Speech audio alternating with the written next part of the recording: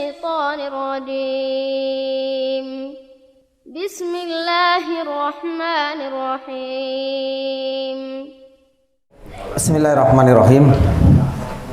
Assalamualaikum warahmatullahi wabarakatuh. Innal hamdalillah nahmaduhu wa nasta'inuhu wa nastaghfiruh wa na'udzu billahi min shururi anfusina wa sayyiati a'malina. May yahdihillahu fala mudilla lahu wa may yudlilhu fala hadiya lahu. Asyhadu an la ilaha illallah wahdahu la syarika lahu ilahul awwalina wal akhirin wa asyhadu anna Muhammadan abduhu wa rasuluhu. Allahumma salli wa sallim wa barik ala Muhammad wa ala alihi wa ashabihi wa man ihtadau bihudahu ila yaumiddin, amma ba'd. Jamaah yang dirahmati Allah Subhanahu wa taala, alhamdulillah pada malam hari ini kita masih diberikan kesempatan sekali lagi oleh Allah Subhanahu wa taala guna untuk bertatap muka melanjutkan kembali kajian rutin fikih sirah nabawiyah setelah kita mengulas mengenai perjalanan panjang Nabi Shallallahu Alaihi Wasallam pada pekan yang lalu, ya, ketika Nabi Shallallahu Alaihi Wasallam merasakan dan mengalami satu kejadian yang itu tidak pernah dilupakan oleh beliau Shallallahu Alaihi Wasallam. Kejadian inilah dan peristiwa ini yang akhirnya melatar belakangi Nabi Shallallahu Alaihi Wasallam harus kembali ke pangkuan ibunda tercinta. Jamaah yang dirahmati Allah Subhanahu Wa Taala, pada malam hari ini ada 3 tema sekaligus sebenarnya. Jadi proses dan cerita serta kisah Nabi Shallallahu Alaihi Wasallam ketika 2 tahun hidup bersama ibundanya tercinta hingga wafatnya ibunda Nabi Shallallahu Alaihi Wasallam. Kemudian hak kepengasuhan itu beralih dan berpindah kepada kakeknya pasca wafatnya ibundanya tercinta yaitu Abdul Muthalib. Ternyata gak lama juga kakeknya meninggal. Kepengasuhan akhirnya berpindah kepada pamannya Nabi Shallallahu Alaihi Wasallam yaitu Abu Thalib. Nah, ini ada 3 trilogi, 3 kisah dan cerita.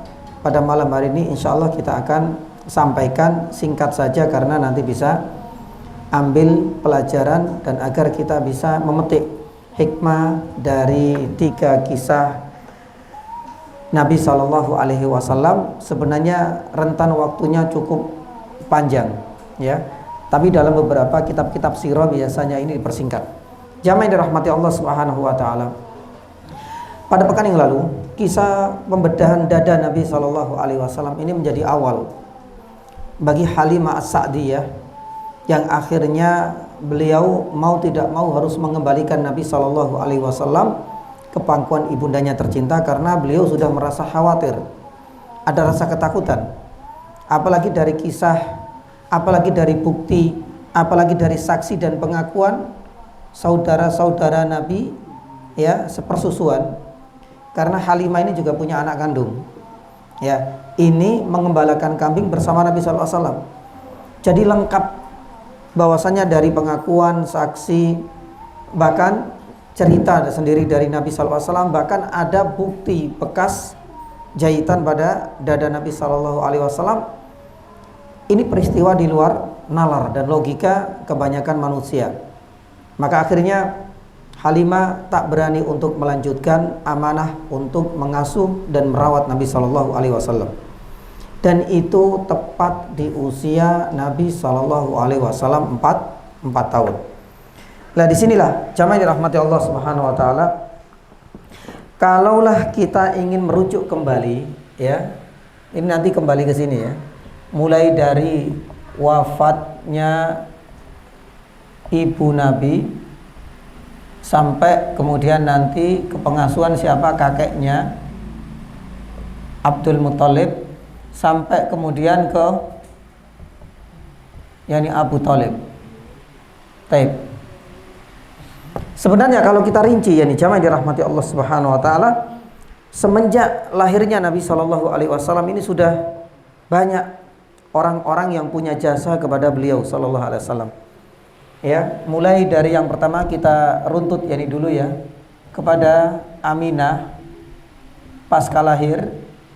Kemudian silang pendapat, ada yang mengatakan bahwa ya ini kemudian diasuh oleh Barokah binti Sa'labah Al-Habasyiyah yang dikenal dengan Ummu Aiman. Ya, kemudian nggak lama berpindah kepada siapa? Suwaibah. Dan ini adalah mantan budaknya siapa? Abu Thalib. Abu Thalib, Abu Lahab? Abu Lahab. Baik, kita ulas sedikit saja. Dari Suwaibah ini kemudian pindah kepada Halimah As-Sa'diyah. Ya.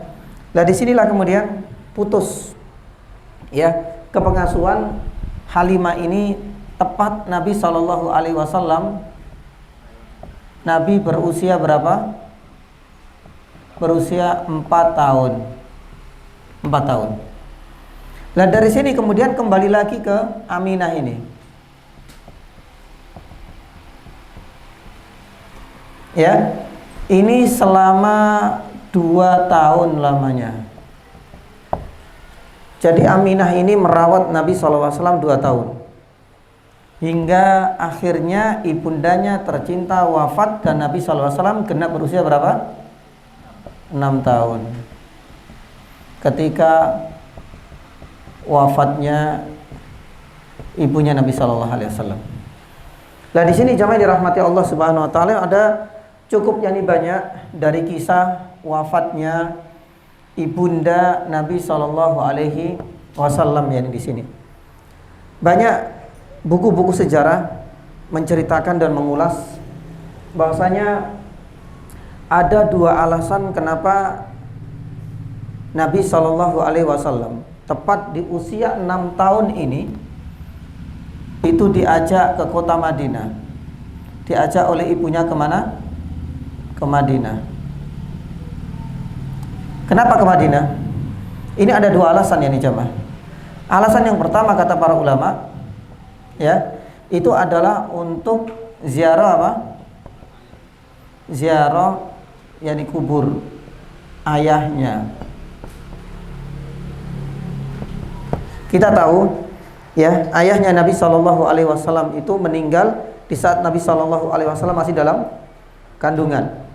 Ya, ketika pergi ke negeri Syam, kemudian singgah di kota Madinah.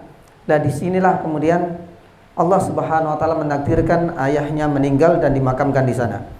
Ini adalah alasan pertama kenapa di usia 6 tahun Nabi SAW diajak oleh ibundanya tercinta ke kota Madinah. Selain ziarah kubur, ya, yang kedua adalah ziarah ada namanya ahwal. Ya, ahwal pakai kha sebenarnya. Ahwal itu adalah saudara laki-laki dari pihak yakni ibu. Ya, kita tahu dahulu ya, kalau kita runtut ya, kalau kita runtut bukan saudaranya ayahnya. Kalau saudaranya ayahnya itu semuanya di mana? Di Makkah. Ini saudaranya yakni apa? Kakeknya. Lah, Hashim dahulu itu kan nikah dengan wanita dari kota Madinah. Lah, ibunya ini, istrinya Hashim ibnu Abdi Manaf yang asli Madinah, ini punya banyak saudara. Lah, kalau laki-laki dari pihak ibu itu namanya akhwal, khol.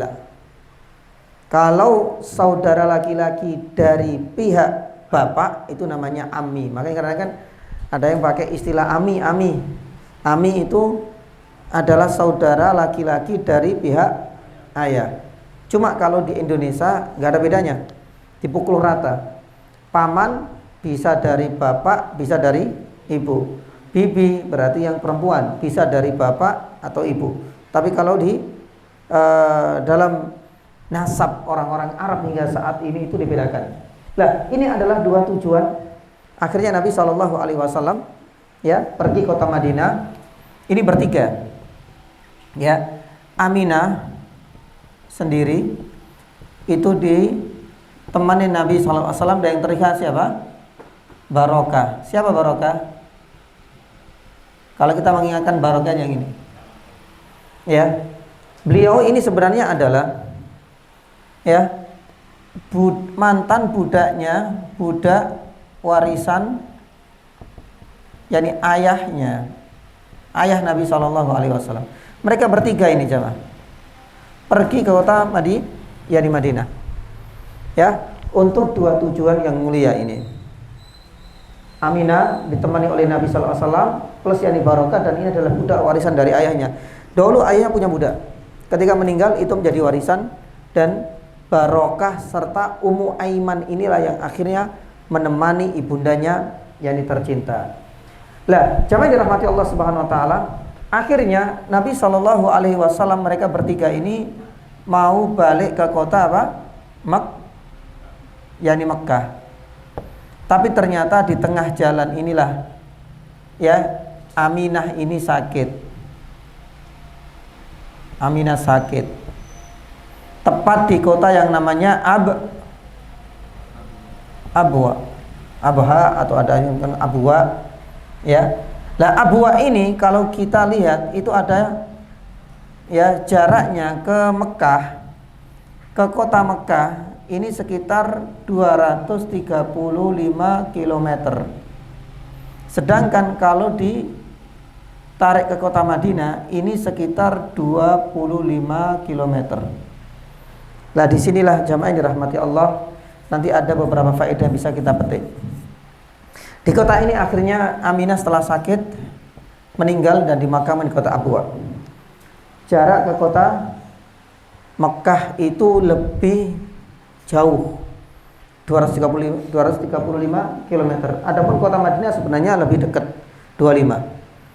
Tapi ketika Aminah meninggal ini hanya ditemani oleh Barokah lebih memilih untuk membawa Nabi SAW ke kota Mekah meskipun jaraknya lebih jauh. Lah di sini setelah Aminah wafat, ya, hak kepengasuhan itu kemana? Abdul Muthalib, dan itu adalah siapanya? yakni kakeknya. Nah, ini sudah mulai ke kakeknya. Lah, ternyata diasuh oleh kakeknya ini selama 2 tahun. Karena pasca 2 tahun akhirnya kakeknya juga wafat, ya. Wafat di usia, ada mengatakan 80, ada mengatakan 81, ada mengatakan 83. Intinya di atas 80-an. Ya. Kakeknya Abdul Muthalib ini akhirnya wafat. Tepat Nabi SAW di usia berapa? Di usia 8 tahun. Subhanallah.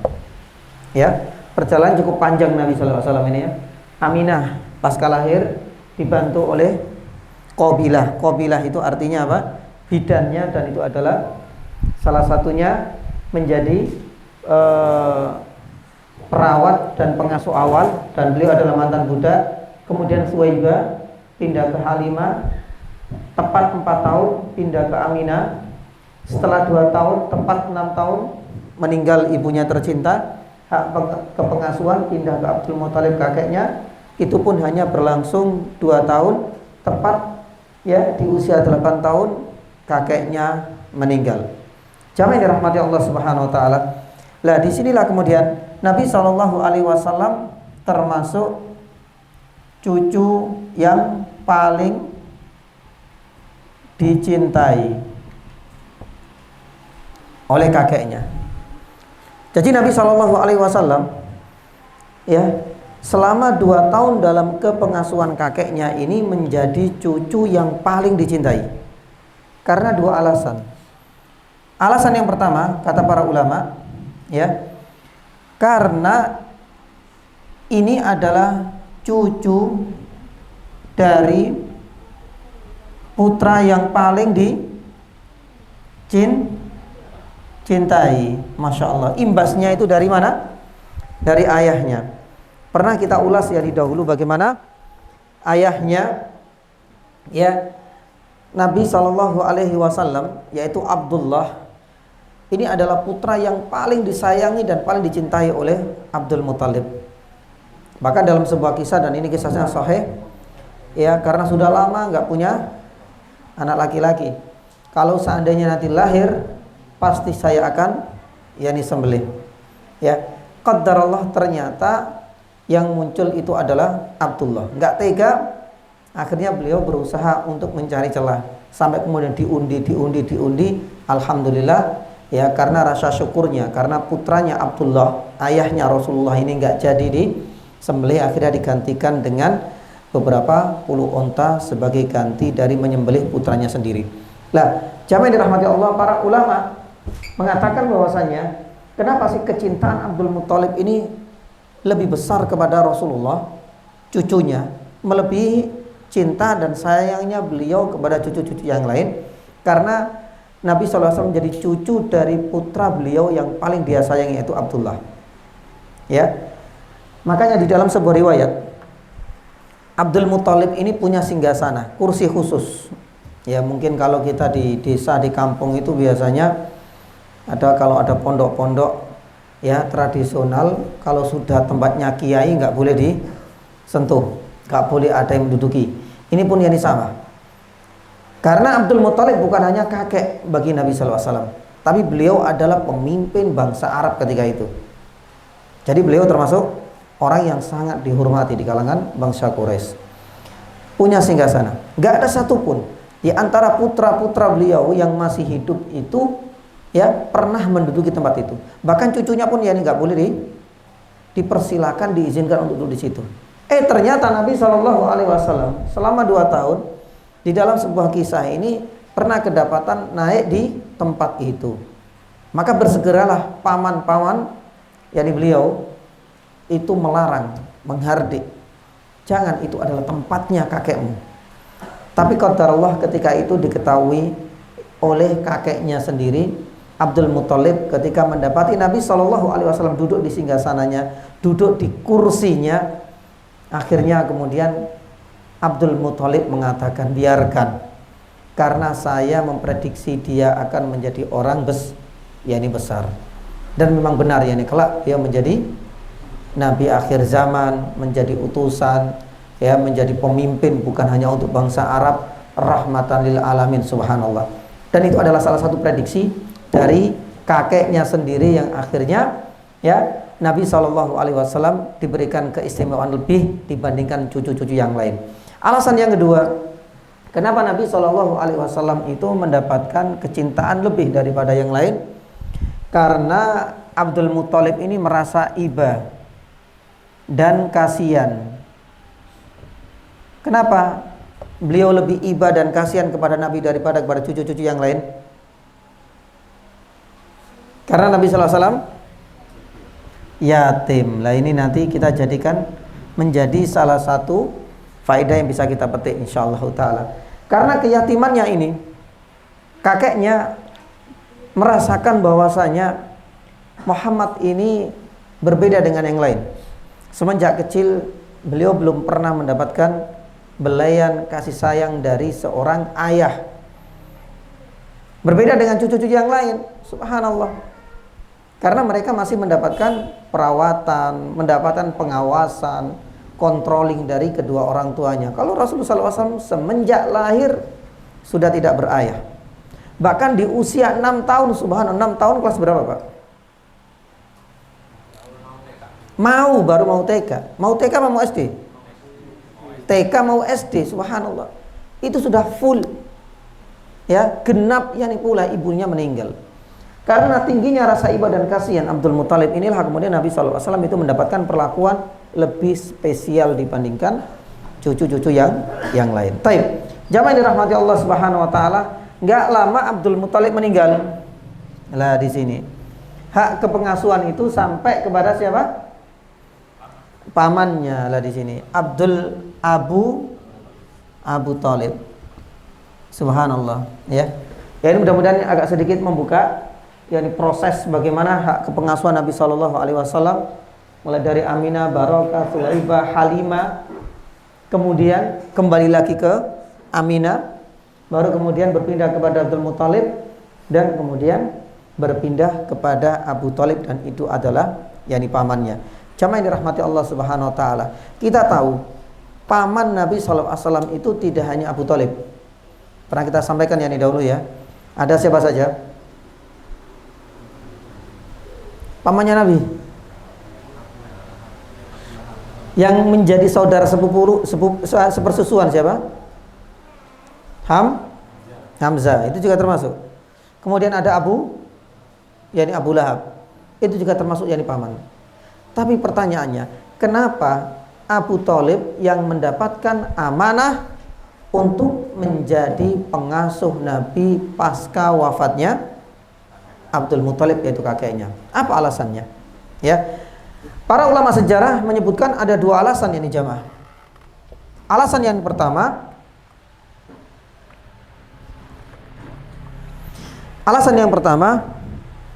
karena Abu Thalib ini mendapatkan wasiat langsung dari siapa? Abdul Muthalib. Kita tahu ya, yang namanya wasiat itu adalah sebuah pesan yang harus dilakukan dan ditunaikan oleh ahli warisnya pasca meninggal. Lah ternyata kakeknya ini sudah berpesan, sepeninggalku ini hak kepengasuhan Muhammad ini tidak kepada Abu Lahab, tidak pula kepada Hamzah dan saudara-saudara ayahnya yang lain. Tapi wasiat itu ya menunjukkan bahwasanya Abu Thalib itu adalah ya pengasuh sepeninggalku. Ini adalah alasan pertama demi untuk menunaikan wasiat ayahnya tercinta, yaitu Abdul Muthalib. Yang kedua, ditelusuri yakni jamaah, sebagian ahli sejarah mengatakan Abu Thalib ini punya kedekatan spesial dengan Rasulullah dibandingkan dengan paman-pamannya yang lain. Karena Abdul Muthalib ini ternyata punya banyak istri. Lah, dari saudara-saudara ayahnya, satu-satunya Abu Thalib ini adalah saudara ayahnya, yakni seayah dan seibu. Inilah alasan kedua. Kata para ulama sejarah, kenapa Abu Thalib yang dipilih selain satu wasiat, yang kedua ya hubungan emosional antara keluarga Abu Thalib dengan keluarga Abdullah ini lebih intens dibandingkan dengan saudara yang lain, karena Abu Thalib ini satu-satunya saudara ayahnya seayah dan seibu. Ya, karena ibu dari Abu Thalib dan Abdullah ini bernama Fatimah binti Amr bin A'id. Jadi ibunya bernama Fatimah. Salah satu istrinya Abdul Muthalib. Abdul Muthalib punya banyak istri. Salah satu istrinya Fatimah ini punya dua anak, Abu Thalib dan Abdullah. Abdullah punya anak, itu adalah Rasulullah Sallallahu Alaihi Wasallam. Jamaah yang dirahmati Allah Subhanahu Wa Taala, ini adalah kisah hak kepengasuhan terakhir dan bukan paling akhir, insyaallah. Nabi Sallallahu Alaihi Wasallam akhirnya berpindah kepengasuhannya kepada pamannya sendiri, yaitu Abu Thalib, dan ada dua alasan sebagaimana yang diutarakan oleh para ulama. Taib. Pasca kejadian ini cukup banyak sekali kejadian-kejadian dan peristiwa yang akan kita jadikan sebagai tema-tema dan kita akan jelaskan per pekan insyaallah taala. Karena kepengasuhan Abu Thalib ini termasuk kepengasuhan yang cukup dan dianggap paling panjang dibandingkan kepengasuhan mulai dari Aminah, Barokah, Thuwaibah, Halimah sampai Abdul Muthalib. Dan dalam kepengasuhan Abu Thalib inilah sebenarnya banyak peristiwa pentingnya ini juga. Mulai dari Nabi SAW diajak untuk apa? Berdagang. Nabi SAW sudah beranjak dewasa. Nabi SAW akhirnya lepas setelah menikah dengan Khadijah, tapi hubungannya masih kuat sekali dengan Abu Thalib. Nah, ini cukup panjang sekali sampai meninggalnya Abu Thalib Nabi Shallallahu Alaihi Wasallam itu masih menghadiri detik-detik terakhir kematiannya. Ya, jangan dirahmati Allah Subhanahu Wa Taala. Kita cukup sampai di sini. Ada beberapa faedah penting yang bisa kita petik. Faedah yang pertama dan pelajaran yang pertama dari 3 dan trilogi ini adalah sempurnanya keyatiman Nabi Sallallahu Alaihi Wasallam. Ya, bagaimana mungkin bisa kita katakan yatim tapi sempurna? Iya. Para ulama sejarah mengatakan bahwasanya Nabi Shallallahu Alaihi Wasallam dengan meninggalnya ayahnya itu sudah menyandang status sebagai yatim. Tapi para ulama mengatakan ketika wafatnya ibunda tercinta di usia belia masih usia 6 tahun, lah ini dianggap semakin lengkap. Makanya para ulama sejarah salah satunya adalah Ibnu Katsir rahimahullah ta'ala dalam kitabnya Al-Bidayah wan Nihayah sampai memuji Nabi Shallallahu Alaihi Wasallam. Nabi Shallallahu Alaihi Wasallam fi ablagil yatim wa fi a'la maratibihi, kata beliau. Dengan meninggalnya ibundanya tercinta di usia 6 tahun, hanya ditemani oleh budaknya perempuan ini Barokah, dan kemudian dibawa ke kota Mekah. Subhanallah, Nabi Shallallahu Alaihi Wasallam itu menunjukkan bahwasanya keyatimannya ini sempurna. Wa fi a'la maratibihi, bahkan dianggap keyatimannya itu berada di kedudukan yang paling tinggi, yang paling puncak, yang itu tidak ada dua dan yang ditandingannya. Maka jamaah dirahmati Allah Subhanahu wa taala, disinilah ada beberapa bukti kenapa Nabi Shallallahu Alaihi Wasallam itu dianggap menduduki peringkat paling tinggi tentang kesempurnaan yatim, sebagaimana diungkapkan oleh sebagian ulama sejarah. Yang pertama, ini sudah selesai ya. Ini sedikit mengulas ya dari apa yang sudah pernah kita sampaikan yang dahulu, dan mudah-mudahan ada gambaran ya. Cukup panjang dan berliku perjalanan Nabi Shallallahu Alaihi Wasallam ya, mulai dari hak kepengasuhan sampai Nabi Shallallahu Alaihi Wasallam yakni nanti sudah mulai tumbuh dewasa. Faedah yang pertama, yatimnya Nabi ya, kesempurnaan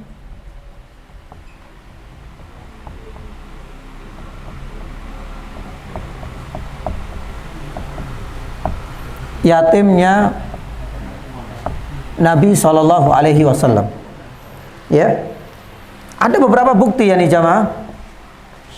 Kenapa Nabi Shallallahu Alaihi Wasallam ini dianggap anak yatim ya yang paling sempurna. Paling sempurna itu sebenarnya kalau dikaitkan dengan kondisi realnya itu berarti Nabi Shallallahu Alaihi Wasallam itu ya mengalami penderitaan sebagai anak yatim, di mana penderitaan ini itu dianggap paling dahsyat, paling menyusahkan, dan tidak ada tandingannya dari berbagai belahan dunia di mana kita dapati anak yatim. Ya, bagaimana mungkin ya jamaah, ketika lahir dia tidak mendapati ayahnya. Di usia belia, beliau sudah ditinggalkan ibunda yang tercinta. Nah, di sini kita akan sebutkan beberapa bukti kenapa Ibnu Katsir sampai mengatakan fi a'lal yatim au ablaghil yatim wa fi a'la yani maratibihi. Yang pertama, para ulama mengatakan buktinya adalah ibundanya wafat sedangkan Nabi Shallallahu Alaihi Wasallam di usia belia, yaitu 6 tahun. Padahal kita tahu Nabi Shallallahu Alaihi Wasallam sebelum ibundanya wafat ini sudah menyandang status yatim. Ya, dengan meninggalnya ya ibundanya, maka berarti sempurna pula status yatimnya yakni beliau.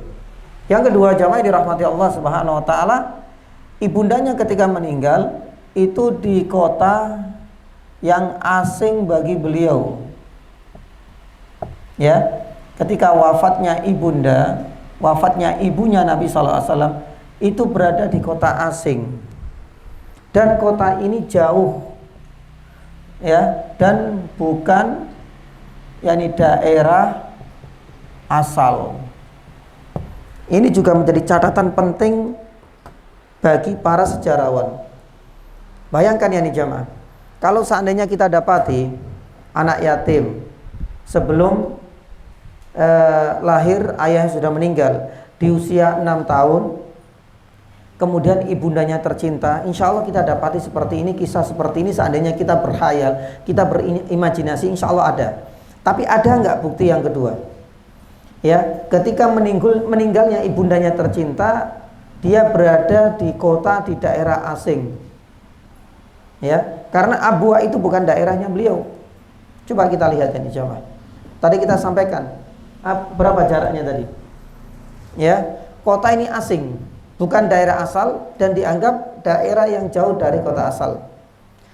Kalau kita tarik dari kota Abuha atau Masturah, ya, di dalam buku fikih Sirah Nabawiyah itu, di dalam catatan kakinya Profesor Dr. Yani Zaid Ibn Abdul Karim Yani Ali Zaid itu menjelaskan ada kota yang saat ini lebih dikenal dengan daerah Masturah. Kalau kita tarik ke kota Makkah itu jaraknya 235. Kalau kita tarik ke kota Madinah itu jaraknya berapa? 25 km. Ini cukup jauh. Ya, Masya Allah. Nah, kita nggak bisa membayangkan anak baru kemarin sore umur 6 tahun sudah nggak ada bapak, nggak ada ibu, di tempat yang asing, kota yang jauh dari daerah asalnya. Ini menjadi bukti yang kedua, memperkuat bahwasanya keyatimannya Nabi SAW semakin lengkap. Yang ketiga, jamaah dirahmati Allah, ya, lengkapnya dan sempurnanya yatim Nabi SAW ini dilihat dari, yakni jauhnya dia dari apa? Family. Mungkin kita bisa dapatkan seseorang itu sudah menjadi yatim, atau istilah kita itu yatim piatu. Kemudian ketika ditinggal wafat ibundanya tercinta, dia berada di kota yang jauh dari tempat asalnya. Tapi masih ada kemungkinan meskipun di kota asing tersebut bukan daerahnya, masih didapati sanak saudara. Tapi Nabi SAW subhanallah lengkap yani juga semuanya. Ya, nggak ada bapak, nggak ada ibu, di usia muda, di kota yang asing, jauh dari tempat asalnya, dan nggak ada famili sama sekali. Ya, nggak ada famili sama sekali di kota Abuha itu. Karena ini adalah tempat persinggahan yani saja. Qaddarallah di tempat persinggahan ini ibundanya sakit dan akhirnya wafat dan dikuburkan di situ. Maka jamaah yang dirahmati Allah Subhanahu wa taala, kita bisa melihat kesempurnaan dan lengkapnya status yang disandang oleh Nabi SAW sebagai yatim ini benar-benar lengkap. Dan inilah yang terus membekas pada diri Nabi SAW. Saya lupa apakah saya pernah sampaikan ataukah yani tidak. Karena faktor inilah Nabi SAW itu benar-benar menghargai, mengapresiasi kepada siapapun yang mampu mengulurkan tangannya menjadi penyantun bagi anak-anak yatim. Bahkan Rasulullah SAW memberikan kedudukan yang tinggi di jannah. Di dalam sebuah hadis sahih dari Sahal bin Sa'ad As-Sa'idi disebutkan oleh Imam Bukhari dalam sahihnya, ana wa kafilul yatimi kahataini, dengan memberikan isyarat dua jari, yang satu telunjuk dan yang kedua apa? Jari tengahnya. Menunjukkan bagaimana kedekatan setiap orang yang ikhlas menyantuni, membantu anak yatim. Karena Nabi SAW sadar betul bagaimana peristiwa masa kecil itu tidak pernah dilupakan oleh Nabi SAW. Bahkan inilah yang kemudian pernah diingatkan oleh Allah Subhanahu Wa Taala dalam surat Ad-Duha. Ya, wa wajadaka wa duha wal laili idza ma wadda'aka rabbuka wa ma walal akhiratu khairun wala sawfa yu'tika rabbuka fa ammal yatima falatakar. Ini adalah mengingatkan bagaimana dahulu Nabi SAW dalam kondisi kecil, ditinggal wafat, ya, di tempat yang jauh, tak ada sanak famili. Fala takhar, maka jangan sekali-kali engkau menghardik anak yatim. Ini mengingatkan sendiri bagaimana perjalanan hidup di masa kecilnya Nabi SAW, sampai Nabi SAW mengapresiasi ana wa kafilul yatimi kahataini. Yang kedua, Peristiwa ini membekas dalam benak Nabi sallallahu alaihi wasallam sampai Nabi sallallahu alaihi wasallam itu pernah berdoa keburukan bagi siapapun yang mendolimi haknya anak yatim. Subhanallah. Bagi mereka yang menyantuni, diangkat setinggi langit, diberikan kedudukan bersama Nabi sallallahu alaihi wasallam di jannah yang paling tinggi. Tapi bagi mereka, siapapun di antara kita, waliyadzubillah, sampai berbuat dolim, memakan hartanya anak yatim, hati-hati. Di dalam sebuah hadis sahih dari Abu Hurairah disahkan oleh Syekh Albani rahimahullahu ta'ala, Nabi sallallahu alaihi wasallam pernah berdoa, Allahumma inni uharrij haqqadz dhaifain. Ya. Jadi ini adalah sebagai bentuk keluhannya Nabi kepada Allah, tapi mengandung unsur doa. Bukan doa kebaikan yang tersirat dari permohonan Nabi sallallahu alaihi wasallam, tapi adalah doa keburukan. Saya merasa berat, saya merasa tidak terima bila mana haknya dua orang yang lemah ini terdolimi. Siapa dua orang yang lemah dianggap oleh Nabi sallallahu alaihi wasallam ini? Ya, akhirnya Nabi sallallahu alaihi wasallam sampai kemudian mengadu kepada Allah, mendoakan keburukan bisa tertimpa kepada mereka yang mendolimi dua hak orang yang lemah ini. Yang pertama adalah al-yatim, anak yatim, dan yang kedua adalah wanita. Wanita bisa ibu, wanita itu bisa istri dan putri kita. Jamaah yang dirahmati Allah Subhanahu wa taala, karena wanita memang yang punya kelemahan yang banyak. Maka jangan sampai kemudian kelemahan yang mereka miliki ini kita jadikan sebagai kesempatan dan peluang untuk mengambil hak mereka. Hati-hati. Haknya putri kita ketika kita menikahkan, ya. Karena ketika menikah itu kadang-kadang campur tangan, intervensi sebagai orang tua, sebagai ayah, sampai ngatur, terutama minta jatah selain mahar. Bahkan mungkin barangkali mahar itu kemudian diambil oleh ayahnya. Istri pun yang demikian, ya, karena selalu ingat di dalam benaknya ar-rijalu qawwamuna, itu saja. Pokoknya laki-laki harus nomor satu, ya, makan nomor satu, ya, pokoknya harus nomor satu, uang harus nomor satu, sampai haknya istri pun diambil. Hati-hati. Pun demikian dengan haknya orang tua, yaitu ibu kita. Ummaka summa ummaka summa yani ummaka. Maka jemaah dirahmati Allah Subhanahu wa taala, ini adalah dua hal yang sampai Nabi sallallahu alaihi wasallam itu berdoa keburukan. Bahkan Nabi sallallahu alaihi wasallam itu pernah bersabda, ya, bagi siapapun yang merasa kerasnya hati kita dan kita menginginkan agar hati ini semakin lama semakin lunak, salah satu solusinya, kata Nabi sallallahu alaihi wasallam, itu adalah dengan membantu mendekati dan mengusap kening dan kepala anak yatim. Hadis ini disahkan oleh Syekh Albani rahimahullah taala. Nabi sallallahu alaihi wasallam pernah meriwayatkan dari Abu Hurairah radhiyallahu taala anhu, ya, idza aradta an yalina qalbuk, kalau seandainya engkau menginginkan agar hatimu itu semakin lembut. Ya, kita mungkin merasakan, ya, hati ini kadang-kadang keras, kadang-kadang lunak. Itu adalah hal yang wajar. Tapi di sini Nabi SAW masih solusi.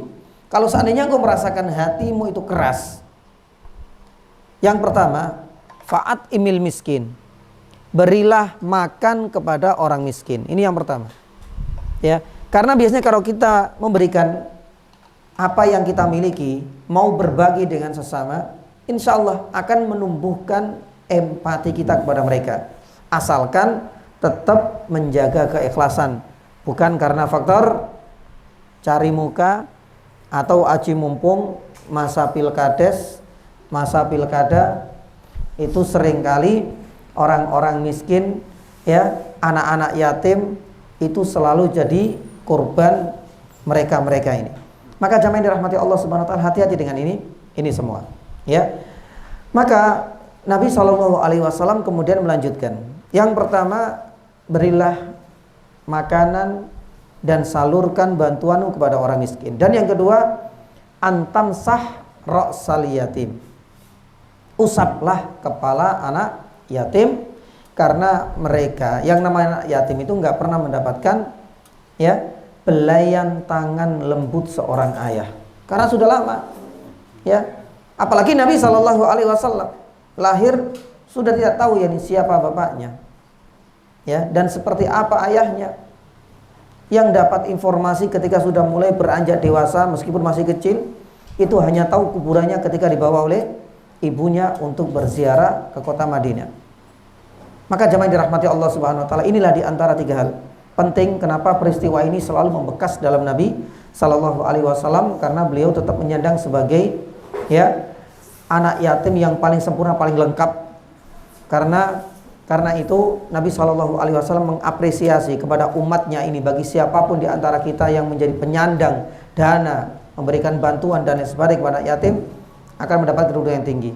Tapi sebaliknya, bagi siapapun yang berbuat zalim, mengambil haknya, memakan harta anak yatim, hati-hati. Nabi SAW sudah berdoa keburukan untuk mereka.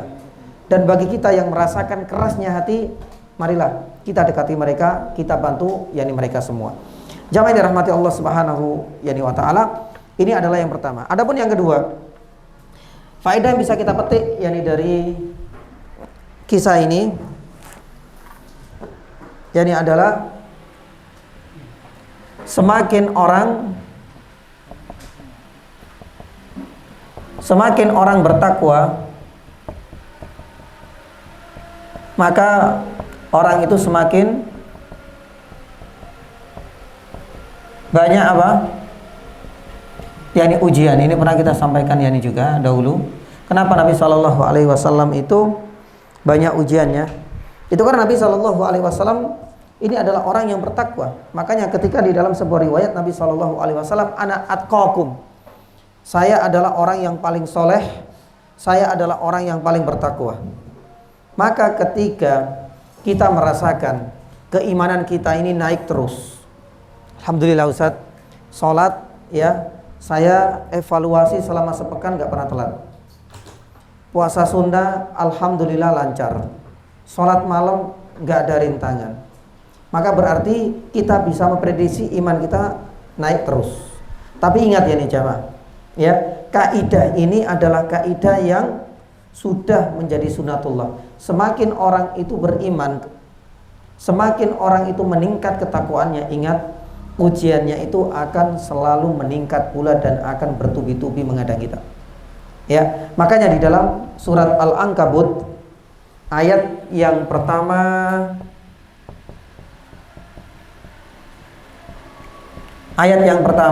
sampai ayat yang ketiga, Allah Subhanahu wa taala firman, Alif Lam Mim, ahasiban nas ayyutraku ayyaqulu amanna wa hum la yuftanun. Apakah manusia itu mengira bahwasanya mereka itu dibiarkan hanya mengucapkan amanna, saya telah beriman, kemudian ketika keimanan itu semakin meningkat, lantas mereka tidak mendapatkan la yuftanun, tidak mendapatkan ujian? Tidak ya nih jamaah. Di ayat yang ketiga Allah Subhanahu wa taala menjelaskan, walaqad fatannal ladzina min qablihim. Karena sudah menjadi sunatullah. Coba kita lihat kata Allah Subhanahu wa taala, bukankah kami sudah banyak menguji orang-orang soleh, orang-orang yang lebih bertakwa daripada kalian? Kenapa mereka semakin bertakwa, semakin beriman, ujiannya semakin besar, ujiannya semakin yani banyak? Fala ya'lamanallahu alladzina yani amanu sadaqu wa la ya'manal yani kadhibin. Karena Allah Subhanahu wa taala ingin menurunkan ujian kepada mereka itu adalah agar bisa ya mendapatkan siapa di antara mereka yang jujur dengan kata keimanannya dan siapa di antara mereka yang dusta dengan klaim keimanannya secara lisan. Ya, karena orang itu bisa mudah. Kalau tidak ada ujian seperti ini, nggak ada bedanya antara kita dengan orang-orang munafik. Orang-orang munafik di mana-mana mengklaim dirinya apa? Muslim, beriman, kami Muslim. Tapi apa yang terjadi? Coba kita lihat di Madinah. Mereka ternyata selalu menjadi duri dalam daging. Mereka selalu menjadi benalu. Di antara dua musuh yang paling susah dihadapi oleh Nabi Shallallahu Alaihi Wasallam yaitu satu, orang-orang Yahudi merongrong. Jadi mereka menjadi musuh dalam selimut, susah sekali. ya. Dan yang kedua adalah orang-orang Yahudi, karena mereka adalah orang-orang yang tahu tapi ngeyel. Nah ini yang susah. Maka jamaah yang dirahmati Allah Subhanahu wa taala, ya, ini adalah menjadi salah satu bukti semakin orang itu bertakwa, maka ingat ya, ujian itu akan terus menyelimuti kehidupan kita. Tapi sebaliknya, kalau seandainya kita nggak merasakan sama sekali ujian dari Allah Subhanahu wa taala, seharusnya kita merasa takut. Jangan-jangan ya, keluasan rezeki yang kita dapatkan, kesehatan yang bisa kita rasakan, dan tidak ada penghalang dan sesuatu yang menjadikan kita ini merasa yani susah di dunia ini, barangkali ini bukan nikmat dari Allah, tapi sebaliknya ini adalah istidraj. Ya, kita harus hati-hati, karena ini sudah menjadi sunatullah yani jamaah. Semakin yani kita kenceng sholatnya, semakin kenceng ibadahnya, maka berarti itu akan selalu disertai dengan ujian demi ujian. Dan ini pernah kita sampaikan. Lah, dari mana kita dapatkan faedah yang kedua ini jamaah yang dirahmati Allah Subhanahu wa taala? Dari sosok Nabi sallallahu alaihi wasallam. Coba kita lihat. Nabi sallallahu alaihi wasallam kelak menjadi manusia terbaik, khairul anam, khairul bashar, khairul anbiya wal mursalin. Itu ujiannya subhanallah sudah ada semenjak apa? Semenjak kecil ya nih jamaah. Semenjak kecil sudah berpindah-pindah ke pengasuhan. Alhamdulillah kita banyak bersyukur ya nih jamaah. Semenjak kecil hak kepengasuhan sampai detik ini, masya Allah, alhamdulillah. Kalau nggak sama ibu kita ya orang-orang sekitar. Tapi orang sekitar itu cuma bantu tok. Tapi Nabi SAW ini pindah-pindah. Bukan hanya orangnya yang pindah, tempatnya juga berpindah, subhanallah. Halimah di daerah apa? Pedalaman, di daerah Taif. Jauh sekali ya nih jamaah antara Makkah dengan yani Taif ini. Pindah-pindah tempat, pindah orang, dan cukup banyak. Maka jamaah yang dirahmati Allah Subhanahu wa taala, ini waktu kecil. Nanti belum lagi ketika Abu Thalib, ini kisahnya cukup banyak nanti ujiannya. Karena qadarullah Abu Thalib ini bukan seperti Abdul Muthalib kakeknya yang dianggap sebagai orang yang berada, seorang kepala suku. Kalau Abu Thalib, maaf, berasal dari keluarga yang miskin, fakir. Sedangkan Nabi SAW harus tinggal bersamanya. Apa yang terjadi? Harus bantu bekerja. Mulai dari mengembalakan kambing, nanti kita akan lihat, sampai kemudian ikut berdagang. Subhanallah. Maka jamaah dirahmati Allah Subhanahu wa taala, ini baru usia seberapa ya? Ya, usia 4 tahun sudah pernah menggolakan kambing. Usia 8 tahun sudah mulai bersama siapa? Pamannya. Ini sudah mulai merasakan bagaimana pahitnya kehidupan. Pernah berdagang ke negeri Syam, pernah mengembalakan yani kambing, dan ini berlanjut. Apakah kemudian ketika Nabi SAW pasca resmi menyandang status sebagai Nabi dan utusan, Nabi SAW tidak mendapatkan ujian? Semakin berat. Ya, Nabi SAW dilempari ketika dakwah ke Taif. Nabi SAW harus meninggalkan tanah kelahirannya, harus berhijrah ke kota Madinah. Ke kota Madinah, apakah selesai ujian? Tidak. Nabi SAW dihadapkan dengan berbagai perang. Yang dihadapi bukan sembarangan. Kebanyakan mereka adalah famili dan sanak kerabatnya, subhanallah. Dan ini tidak berlanjut, dan ini berlanjut terus, ya, sampai ketika mendekati kematian dan wafatnya Nabi Shallallahu Alaihi Wasallam. Maka jamaah yang dirahmati Allah Subhanahu Wa Taala, inilah yang bisa kita petik. Jadi pelajaran yang kedua, bahwasanya semakin orang itu bertakwa, maka ingat ya, ujian dari Allah Subhanahu Wa Taala itu akan semakin meningkat. Adapun yang terakhir yang akan kita ambil yani hikmahnya dan pelajarannya itu adalah mengenai status orang tua Nabi Shallallahu Alaihi Wasallam. Dan ini yang bukan cukup ya, sangat kontroversial. Ini lagi rame-ramenya beberapa, tapi kadang-kadang kembang kempis. Kalau pas rame lagi, kalau pas adem ya adem. Nah di sini saya berusaha semaksimal mungkin. Apa yang saya sampaikan ini adalah nukilan dari para ulama-ulama dahulu. Jangan kemudian kita mengambil di sini cuma separuh-separuh kemudian disebutkan, ustadznya ini sesat ini karena memilih pendapat yang ini. Enggak. Yang saya sampaikan, ingat ya, kita harus utuh mengambilnya. Apa yang sampaikan ini bukan hasil secara pribadi omongan saya. Tapi apa yang sampaikan itu adalah para ulama-ulama itu sudah punya dalil dan punya landasan kenapa ngomong A, kenapa ada yang ngomong B, kenapa ada yang ngomong yani C. Ya, lah status ibundanya dan ayah dari Nabi Shallallahu Alaihi Wasallam, ya, itu sebenarnya sudah diperselisihkan jauh sebelum munculnya kelompok-kelompok dan ormas-ormas apapun, jauh sebelum kita dilahirkan. Itu yang sangat penting sekali supaya kita melek. Kita akan yani buka, dan kalau seandainya kita itu mau membaca buku-buku para ulama, kita akan dapatkan ucapan-ucapan seperti itu. Insyaallah setelah adzan kita akan lanjutkan. Nah, alhamdulillah, alhamdulillah dihadana lihada wa ma kunna linahtadiya laula an hadanallah. Wa asyhadu an la ilaha illallah wahdahu la syarika lahu wa asyhadu anna Muhammadan abduhu wa rasuluh. Jamaah dirahmati Allah Subhanahu wa taala. Ini adalah pembahasan yang saya anggap paling penting dari ketiga faedah yang bisa kita petik, yakni dari wafatnya ibunda Nabi Shallallahu Alaihi Wasallam. Memang dahulu pernah kita sampaikan, tapi secara spesifik yakni saja ketika Nabi Shallallahu Alaihi Wasallam lahir tanpa kehadiran ayah.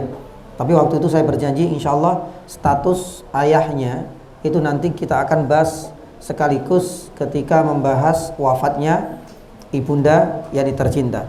Apa status orang tua Nabi Shallallahu Alaihi Wasallam, ayah dan ibundanya? Apakah mereka berdua adalah orang yang beriman yang kelak berhak untuk mendapatkan surganya Allah, ataukah mereka adalah orang yang kafir yang kelak mereka berhak untuk mendapatkan nerakanya Allah, ataukah mereka berdua adalah termasuk ahlul fatrah? Nah, ini adalah tiga pendapat di kalangan para ulama. Sekali lagi, yang kita sebutkan tidak ada satupun inisial si fulan yang hidup di zaman ini, ya, karena perbedaan ini sudah ada jauh sebelum kita lahir, bahkan mungkin sebelum Indonesia ada, ya, supaya kita yani faham, dan kita akan sampaikan siapa saja ulama-ulama yang mengatakan A, B maupun yani C. Nah, ini ada tiga. Beriman berarti dia berhak mendapatkan surga. Yang kedua adalah ahlul fatrah. Nanti kita akan sampaikan kalau ahlul fatrah itu, ya, dia akan mendapatkan ujian susulan, bahasa kita, ya, mungkin bahasa sekolah mungkin remedial dan sebagainya. Dia ada ujian khusus. Kalau seandainya lolos dan lulus berhak jannah, nggak lolos berarti ke neraka. Dan siapa saja dan apa macamnya nanti kita akan sampaikan. Sedangkan yang ketiga adalah kafir. Kalau seandainya dikatakan kafir berarti sudah selesai. Tempatnya di mana? Di neraka. Kita akan sebutkan satu persatu beberapa dalil. Yang pertama, ya, beriman, ya, berarti surga. Dan ini adalah pendapat yang pertama, ya, nih jamaah. Ini cukup banyak, ya, di antara ulama-ulama yang mengatakan ini demikian, ya. Salah satunya adalah di zaman ini itu diperkuat dengan fatwa beberapa ulama Mesir yang mengatakan bahwasanya Nabi SAW atau orang tua mereka berdua adalah orang-orang yang beriman, dan mereka berdua berhak untuk mendapatkan jannahnya Allah Subhanahu wa taala. Dalil yang pertama, langsung saja, ya, surat Al-Isra ayat yang ke-15.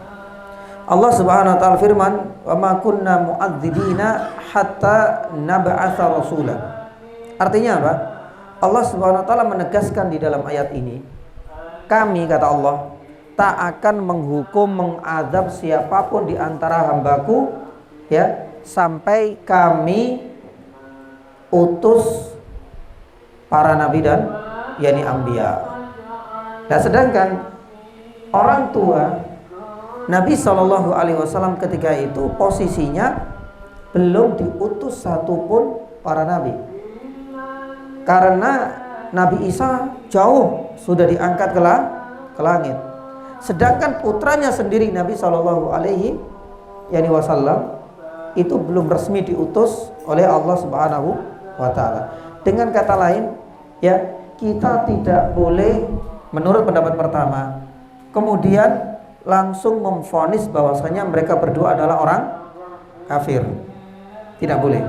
Ya, dengan mengambil dalil umum di dalam surat Al-Isra, karena ketika itu Nabi SAW sendiri belum resmi menjadi utusan.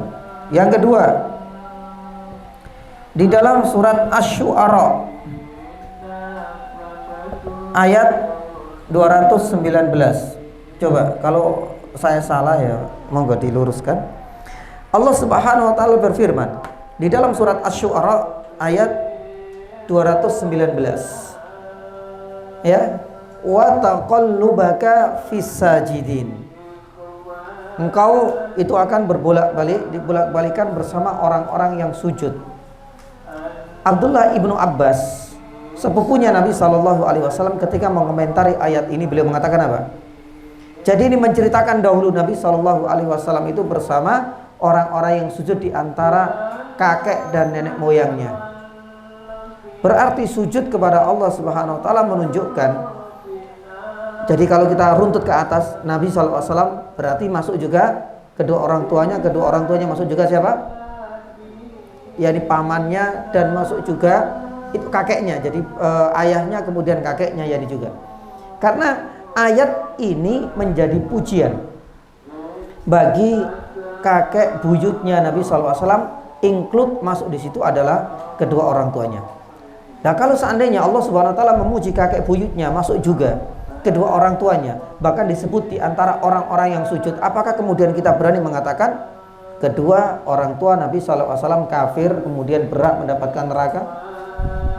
Pendapat yang kedua mengatakan demikian, ya. Pendapat pertama dengan dalil yang kedua. Yang ketiga, jamaah dirahmati Allah Subhanahu wa taala, terdapat hadis,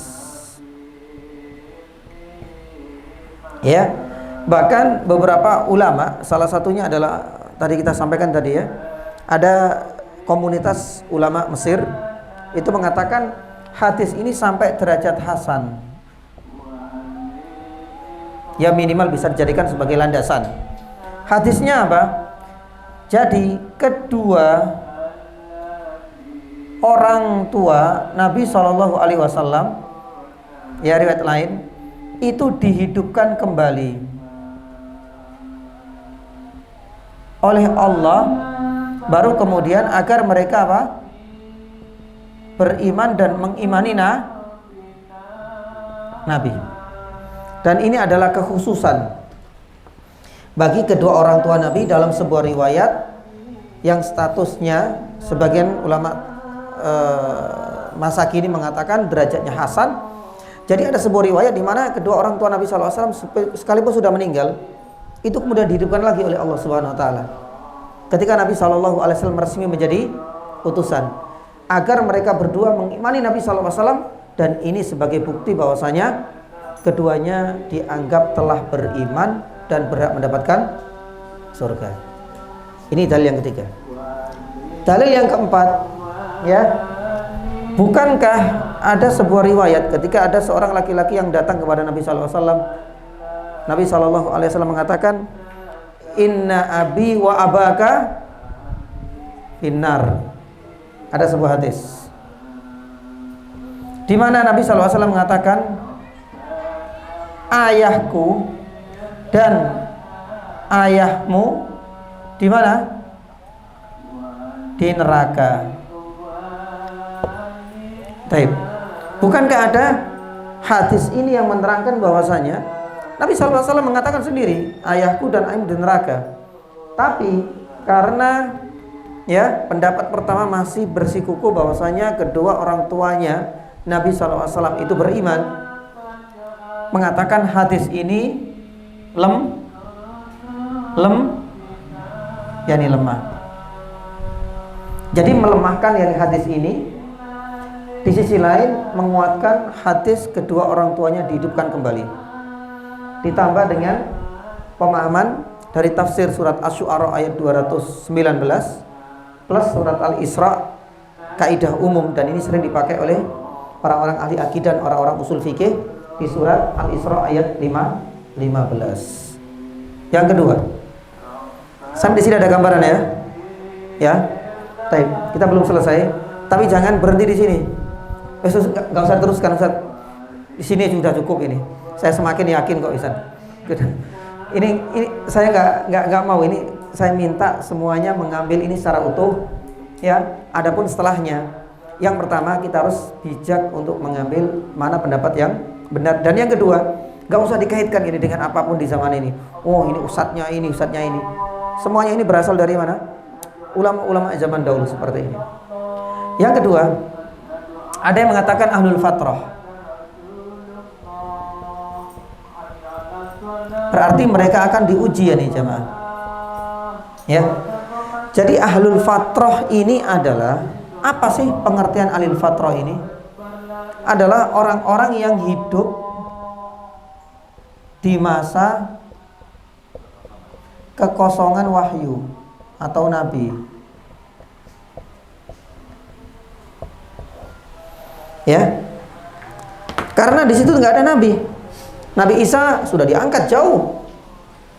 Rasulullah SAW sekalipun lahir, ibundanya tahu wujudnya Nabi SAW, tapi waktu itu belum resmi diangkat menjadi nabi. Jadi rentan antara dua masa kenabian, orang-orang yang hidup di antara yakni ini itu dikatakan sebagai ahlul fatrah. Tapi apakah semua orang yang hidup antara dua kenabian ini langsung kita vonis sebagai ahlul fatrah? Nah di sini kita akan jelaskan ahlul fatrah itu, sebagian ulama mengatakan ada dua jenis. Ahlul fatrah yang pertama ya. Yang pertama ya, ini sampai yakni kepadanya dakwah. Dakwah di sini ngerti ya Pak ya? Kebenaran. Ya. Lah kalau seandainya sampai kepadanya yakni dakwah yakni jamaah, mau tidak mau dia harus mengimaninya. Tapi kalau tetap ngeyel, maka berarti dia kita pastikan dan boleh kita vonis dia adalah kafir. Berarti kalau kafir, matinya kafir di neraka.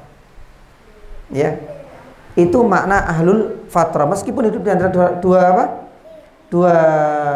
masa kekosongan, tapi yang namanya dakwah itu sampai atau enggak, ada dua kemungkinan. Kemungkinan pertama, kalau seandainya sampai kepadanya, maka tidak ada alasan apapun, enggak ada kemudian nanti dihisab oleh Allah Subhanahu wa taala, "Loh saya termasuk ahlul fatrah."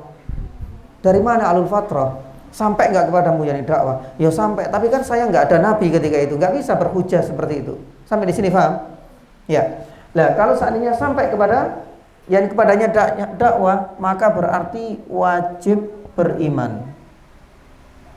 Sudah, nggak ada alasan apapun. Ya. Yang kedua, ahlul fatrah hidup di antara dua kekosongan ini belum sampai kepadanya, yakni dakwah. Nah ini ada dua kemungkinan yakni jamaah. Ini juga dibagi dua. Ya, kemungkinan pertama, belum sampai kepadanya dakwah, tapi dia tidak mengerjakan kesirikan, ya. Tapi dia tidak mengerjakan yang kesirikan. Ini yang pertama ya nih jamaah. Ya. Ibnu Hajar Al-Asqalani. Lah ini bukan nama sembarangan ini. Ini ulama zaman dahulu. Beliau bermadzhab yakni Syafi'i. Kitabnya cukup banyak. Salah satunya adalah Fathul Bari. Sahih Bukhari itu disarah oleh Ibnu Hajar. Namanya Fathul Bari. Fathul Bari, di kitab inilah kemudian Ibnu Hajar menerangkan di sini. Di mana terkadang ahlul fatrah itu adalah orang yang belum sampai kepadanya dakwah, tapi dia masih menggunakan fitrah salimah untuk menjauhi segala bentuk kesyirikan. Bahkan beliau menyebutkan ada dua orang yang masih suci, yang dianggap masih ya orang jahiliyah garis lurus mungkin ya Pak ya. Ya. Jadi enggak, Masya Allah ya, Ibnu Hajar Al-Asqalani, kita katakan Ibnu Hajar Al-Asqalani mengatakan demikian dalam Fathul Bari. Ya, itu ada dua orang.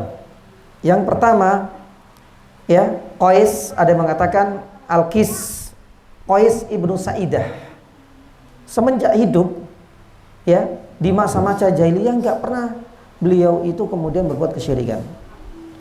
Ada yang lain, kata Ibnu Hajar Al-Asqalani, dia termasuk al-fatrah, belum sampai kepadanya dakwah tapi tidak pernah berbuat kesyirikan. Itu salah satunya adalah Zaid ibnu Amr ibnu Nufail, yakni itu. Nah, kalau demikian ya, maka berarti dialah yang berhak nanti diuji di akhirat ini kelak. Ya, dia benar-benar masuk alil fatrah yang sedang kita bahas. Tapi ada dua kemungkinan. Kemungkinan pertama ini, kemungkinan yang kedua, dia belum sampai kepadanya dakwah, tapi getol mengerjakan apa? Berbuat kesyirikan. Dan ini yang pernah kita sampaikan, salah satunya itu adalah pencetus pertama kembalinya penyembahan terhadap berhala di kota suci, di kota Makkah. Siapa? Yang Nabi SAW di dalam Isra Mi'raj, di dalam Sahih Bukhari menyebutkan melihat ususnya itu terurai. Siapa? Amr ibnu Amir ibnu Luhai Al-Khuzai. Nama ini adalah termasuk pahlawan tenar, pahlawan kebangsaan Arab, ya, karena dianggap sebagai pahlawan besar dia. Tapi di dalam sejarah Islam, dalam sirah nabawiyah, ya, beliau adalah contoh orang yang paling durhaka kepada Allah. Setelah Nabi Ibrahim alaihissalam membangun Ka'bah, tauhid itu bersinar cerah yang di sana, sampai datanglah awan hitam, dan itulah yang merintis menginisiasi pertama itu adalah Amr ibnu Amir ibnu Luhai Al-Khuzai. Di dalam Sahih Bukhari beliau menceritakan dahulu beliau itu pernah ke negeri Yaman karena dianggap sebagai orang yang terhormat ke negeri Yaman.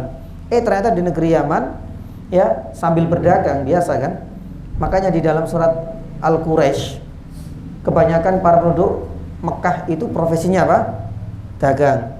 Kalau nggak ke Syam kemana? Ke Yaman. Lah qadarullah dia menyandang sebagai ketuanya, pemimpin bangsa Arab, sebagai pahlawannya, omongannya itu langsung digugu, ditiru juga.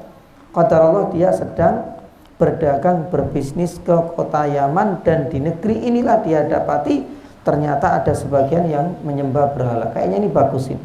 Dia bawa oleh-oleh berhala, dipromosikan, dan akhirnya kemudian turun temurun sampai di masanya Nabi SAW itu masih ada, ya, dan semakin banyak orang yang menyembah berhala. Bagaimana hukumnya jamaah? Belum sampai, tapi dia ini masih berbuat kesyirikan. Kebanyakan orang mengatakan, kebanyakan ulama mengatakan kalau memang demikian berbuat kesyirikan, maka berarti dia ini tidak masuk dalam al-fatrah, karena tetap dihukumi sebagai apa? Kafir. Allah Ta'ala alam, kecuali kalau ada udzur syar'i. Satu contoh misalnya beberapa ulama menyebutkan kriteria lain al-fatrah selain ini. Orang yang, Imam Nawawi, siapa Imam Nawawi? Asy-Syafi'i juga mengatakan bahwasanya orang yang lahir dalam kondisi cacat mental, ya, atau semenjak lahir sudah mungkin gila dan lain sebagainya, ya. Lah, di sini Imam Nawawi rahimahullah mengkategorikan alul fatrah. Lain di akhirat di mana ini, Ustaz? Di neraka ya mesake, ya. Di jannah ya enggak pernah sholat. Ya misalnya, enggak pernah beriman karena semenjak kecil ya dia sudah gila misalnya. Ya waliyadzubillah. Lah, di sini Imam Nawawi rahimahullah ini masuk dalam alul fatrah. Ya. Nanti ada ujian khusus Allah Subhanahu wa taala yang Maha mengetahui. Ya. Ada yang lain, di antaranya adalah anak-anak yang lahir dari rahim, ya, orang-orang kafir dan mati sebelum baligh. Ini juga masuk dalam alul fatrah. Ya, kalau sudah baligh terus dia ngikuti agama orang tuanya kafir, maka berarti sudah enggak ada alasan lagi. Dia bukan termasuk al-fatrah lagi. Tapi kalau seandainya mati sebelum baligh dan lahir dari rahimnya orang-orang kafir, beberapa ulama mengatakan inilah kategori berikutnya termasuk alul fatrah. Lah jamaah dirahmati Allah Subhanahu wa taala, dalam sebuah riwayat Aisyah radhiyallahu taala anha pernah menuturkan ketika bertanya kepada Rasulullah, orang-orang seperti ini nih bagaimana proses panjang pasca dibangkitkannya dari alam kubur? Ya, karena mereka juga akan mendapatkan permintaan tanggung jawab, LPJ juga dimintai. Tapi mereka nggak pernah sholat. Nah, kayak seperti tadi itu. Kalau dimasukkan ke neraka, kayaknya juga nggak layak. Ya, karena dia nggak pantas. Dia juga nggak pernah mendapatkan siraman rohani, apalagi dengan udur-udur syar'i seperti itu. Kalau ke jannah, kok enak banget. Ya, padahal untuk masuk ke jannah itu butuh jeripaya dan effort yang besar pula. Nabi SAW kemudian menuturkan, inilah diantara ya salah satu ujian yang Allah Subhanahu Wa Taala berikan kepada mereka. Insya'a adzabahu wa insya'a dakhalahul jannah, kata Rasulullah. Kalau seandainya dia itu nggak lolos, maka sudah menjadi ya tempatnya di neraka. Allah Subhanahu Wa Taala berat untuk mengadabnya. Tapi kalau seandainya dia itu lolos dan lulus dalam ujian susulan kelak, kata Rasulullah SAW, maka Allah Subhanahu Wa Taala tak segan-segan akan memasukkan ke jannah. Baik. Lah, salah satu di antara ulama yang mengatakan demikian, Alul Fatrah ini adalah seorang ahli tafsir, ya tafsirnya cukup panjang, besar, berjilid-jilid. Ya, dia pemilik kitab Adwaul Bayan. Ya, Syekh Muhammad Amin Asy-Syinkiti dari Mauritania. Ya, dari Syinkit, negeri Syinkit, Mauritania. Ya, kalau mau lihat tafsirnya berjilid-jilid, ya kitabnya Adwaul Bayan. Beliau itu adalah salah satu yang mengatakan bahwasanya kedua orang tua Nabi SAW itu adalah Ahlul Fatrah.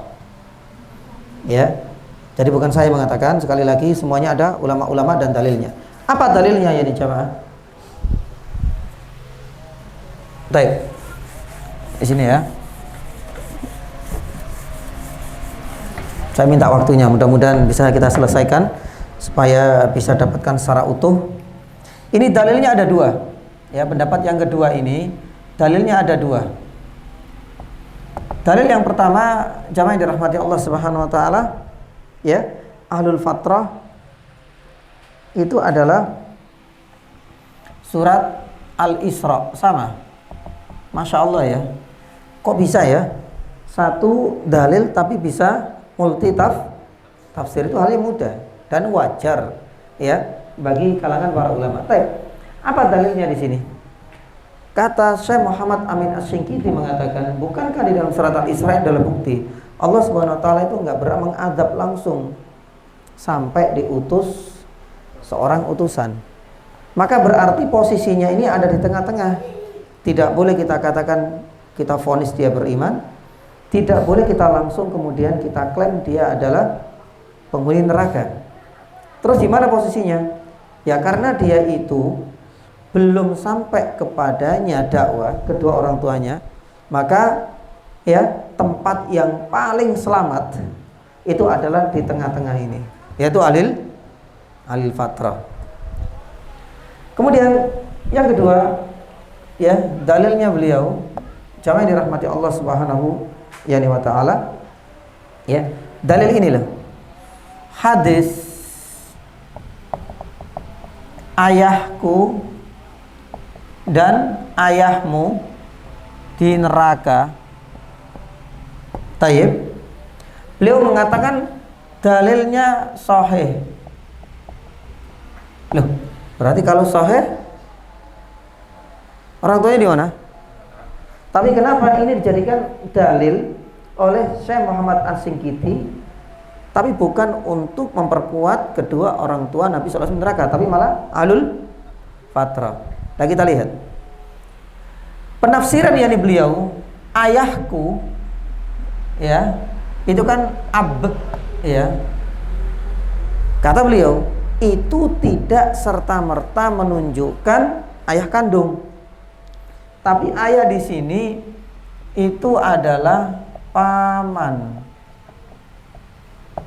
Karena di dalam Al-Quran, karena beliau seorang ahli tafsir, beliau mengutip sebuah ayat di dalam surat Al-Baqarah. Kalau nggak salah ayat 133, coba dicek. Allah Subhanahu Wa Taala berfirman, ya, ketika Nabi Yakub itu kemudian berwasiat kepada putra-putranya, Qalu, sampai kemudian dijawab qalu na'budu ilahaka wa ilaha abaika. Anak-anaknya kemudian sami'na wa ta'na kepada ayahnya. Wahai ayahku, pasti kami akan menunaikan wasiatmu. Kami akan terus dan tetap menyembah Rabbmu. Ya, berarti ayahnya Allah Subhanahu wa taala. Pun demikian dengan Rabb, Tuhan yang disembah oleh nenek-nenek moyang kita. Disebutkan di situ siapa saja? Na'budu ilahaka wa ilaha abaika, siapa? Ada enggak? Benar ayatnya di situ? Ada yang buka enggak? Betul. Siapa saja nama-nama yang disebutkan oleh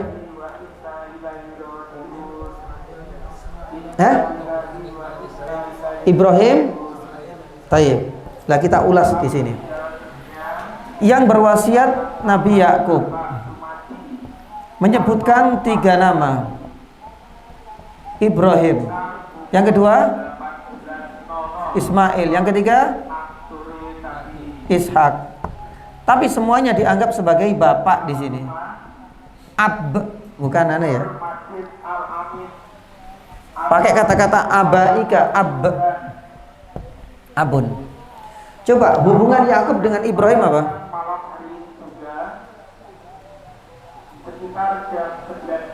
Yakub nyambungnya kemana? Yakub nyambungnya nanti kemana? Ke Ishak. Ishak nyambungnya kemana nanti? Ibrahim. Sedangkan Ismail hubungannya apa dengan Yakub? Ibrahim punya anak Ismail, Ishak. Ishak ke bawah nanti sampai kemana? Yakub. Coba kita lihat di sini, di bagian ini. Yakub ketika meninggal, qalu na'budu ilahaka wa ilahaka Ibrahim, yani wa Ismail wa Ishak. Berarti hubungannya apa di sini? Kalau kita tarik yani panjang. Tapi di situ mengucapkan ab, bapak. Padahal pada dasarnya Ismail ini itu adalah saudara dari garis keturunannya, saudaranya siapa? Ishak. Sedangkan Yakub dari garis keturunan Ishak. Berarti Ismail itu masuk paman. Sampai di sini paham? Maka di sini ab pula hadisnya sahih. Tapi ab di sini itu mulai paman. Siapa? Abu Thalib. Jadi ayat ini tidak membicarakan ab ayah kandungnya Abdullah. Tapi ab di sini artinya apa? Paman. Sebagaimana di dalam ayat ini, karena abaika juga memiliki makna paman. Allah taala alam. Kalau di sini hadisnya dilemahkan, di sini disahihkan, tapi memiliki tafsir yang lain. Yang terakhir ya nih jemaah. Selesai ini? Selesai ya? Harus utuh ini supaya nggak jadi fitnah nanti. Habis ini fitnah ini di sini. Baik. Yang kedua, yang ketiga apa? Kafir. Kafir ini juga memiliki banyak sekali dalil. Ya. Banyak sekali yakni dalil. Salah satunya yang dijamin dirahmati Allah Subhanahu wa taala, satu, dalam riwayat Muslim dari Anas, di mana Rasul sallallahu alaihi wasallam mengatakan, ayahku, hadis ini ya. Jadi ini ada riwayat Muslim, berarti kalau Muslim berarti sahih. Sedangkan ayahku di sini itu adalah Abdullah, dan ke atas bukan apa? Bukan yakni paman, bukan paman. Bahkan maaf, Sahih Muslim itu disyarah siapa jemaah? Imam Nawawi. Imam Nawawi mazhabnya apa? Syafi'i. Jelas sampai di sini? Baik. Imam Nawawi mengatakan bahwasanya ini hadisnya ada dalam Sahih Muslim. Yang pertama. Yang kedua, beliau bermadzhab yakni Syafi'i mengatakan, Imam Nawawi, ini nggak bisa ditakwil. Ayahku kemudian ditakwil menjadi apa? Paman. Boleh asalkan ada dalil. Sedangkan di sini nggak ada dalil yang menunjukkan akan hal itu. Maka berarti ya, ab di sini kembali kepada hukum asal, yaitu siapa? Ayahnya sendiri, Nabi Shallallahu Alaihi Wasallam. Dalil yang kedua, dalam riwayat Imam Muslim, berarti sahih dari Abu Hurairah, Nabi Shallallahu Alaihi Wasallam pernah minta izin ziarah kemana? Kuburnya siapa? Ibunya. Taib. Itu berkali-kali Nabi SAW minta kepada Allah Subhanahu Wa Taala, tapi nggak pernah dikasih izin oleh Allah Subhanahu Wa Taala. Akhirnya Nabi SAW itu dikasih izin untuk mengunjungi kuburan ibundanya tercinta. Lah di sini khilaf. Intinya para ulama mengatakan, ya, dibolehkannya Nabi SAW mengunjungi kuburan ibunya. Kenapa dilarang semenjak awal? Itu karena posisinya dia adalah orang kafir ibundanya. Dan tapi akhirnya kemudian boleh. Ya, ini menjadi hak prerogatif dan kekhususan bagi Nabi Shallallahu Alaihi Wasallam. Karena Nabi SAW cuma berkunjung, tak ada satupun doa yang beliau panjatkan kepada ibundanya. Karena berdoa kepada orang kafir hukumnya apa? Makanya ada di dalam surat At-Taubah, Allah Subhanahu Wa Taala mengisahkan tentang hal itu. Yang ketiga, jamaah dirahmati Allah Subhanahu Wa Taala, berkaitan dengan ini ada beberapa, tinggal 3 ya.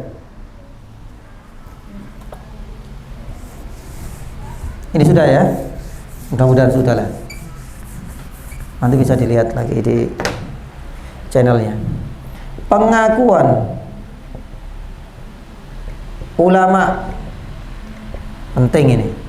Tak ambil mazhab yang paling banyak di sini, mazhab apa? Syafi'iyah. Ingat, Imam Al-Baihaqi dalam kitabnya Dalail Nubuwah. Siapa beliau? Ya, Asy-Syafi'i.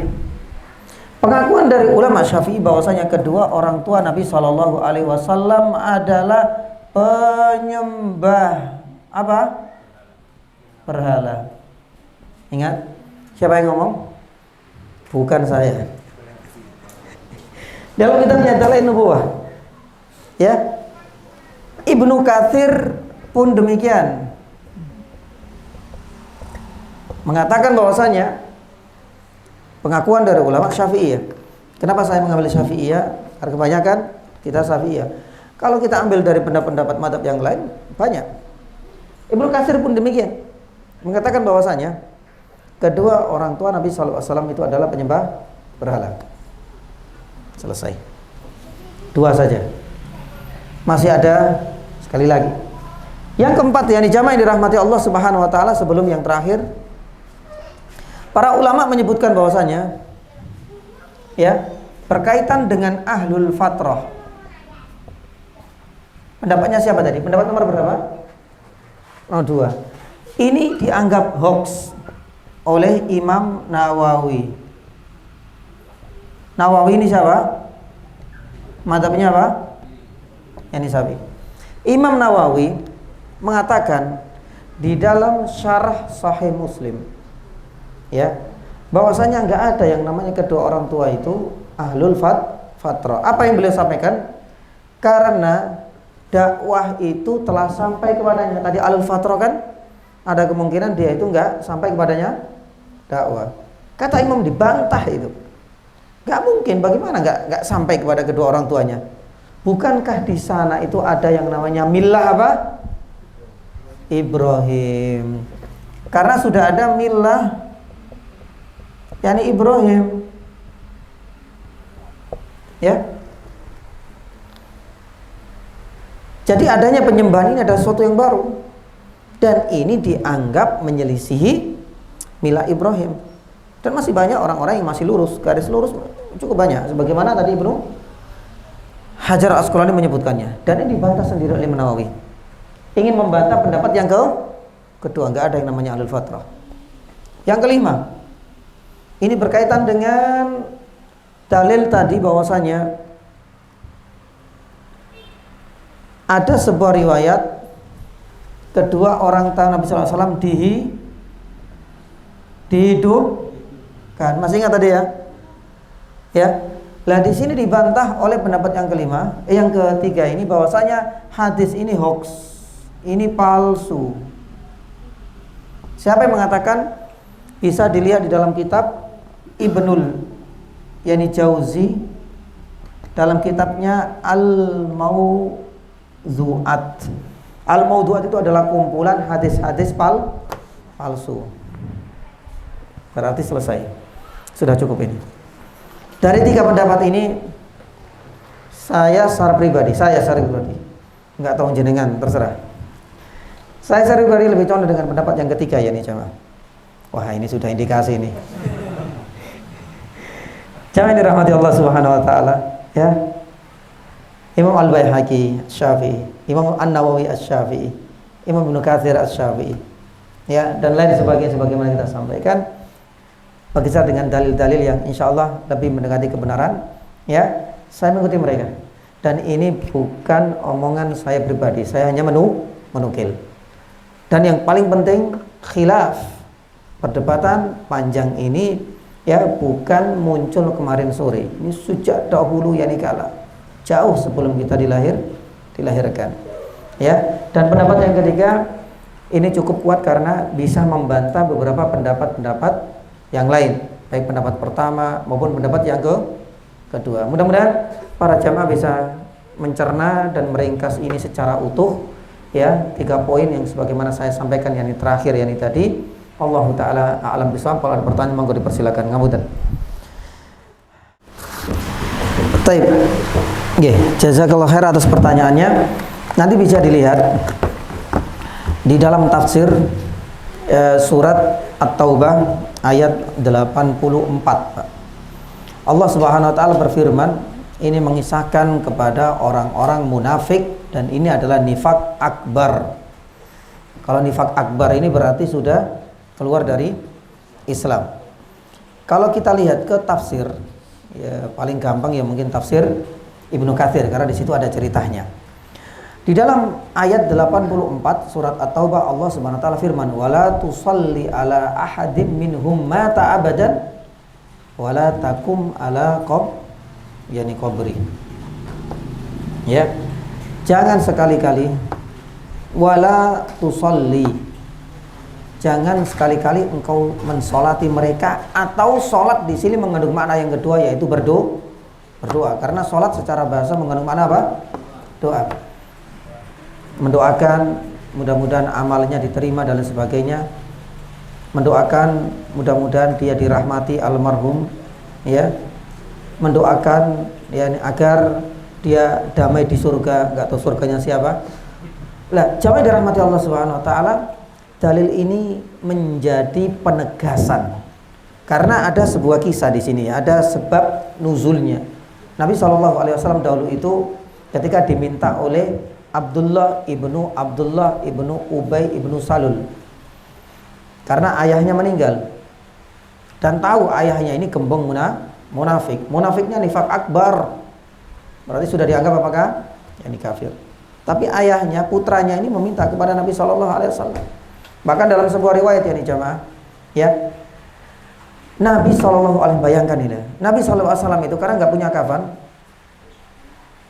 Nabi SAW sampai ngasih bajunya untuk jadikan kafan untuk gembongnya munafik yang selama ini banyak berbuat ulah di kota Madinah. Ya, disampaikan kepada putranya, sudah bawa ini. Ketika Nabi SAW ingin mensolatkan jenazah gembong munafik ini, Umar sudah mengingatkan, ya Rasulullah. Ya makanya Umar itu punya keistimewaan. Ya, wafaktu kalama Rabbi itu fi thalathin. Seringkali ucapan dan prediksi Umar ini selaras dan sejalan dengan apa? Yani wahyu. Dan ini cukup banyak. Ya, salah satunya adalah tentang kewajiban apa? Berhijab. Itu salah satunya. Ya, itu juga apa? Perintah. Umar langsung buat keputusan. Enggak lama kemudian turun ayat. Ada beberapa keputusan-keputusan Umar, ya, yang itu sejalan dengan wahyu yang turun setelahnya. Nah, di sini Umar itu merasakan, in tastaghfir lahum aw la tastaghfir lahum la yaghfir walau 70 marrah.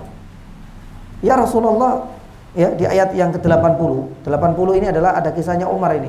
Ya Rasulullah, kalau seandainya, bukankah sudah turun ayat istaghfir lahum aw la tastaghfir lahum in tastaghfir lahum 70 marratan, seandainya engkau memberikan istighfar, mendoakan kepadanya 70 kali, la yaghfir lahum, karena mereka kafir. Tapi Rasulullah SAW belum turun ayat yang 84 ini.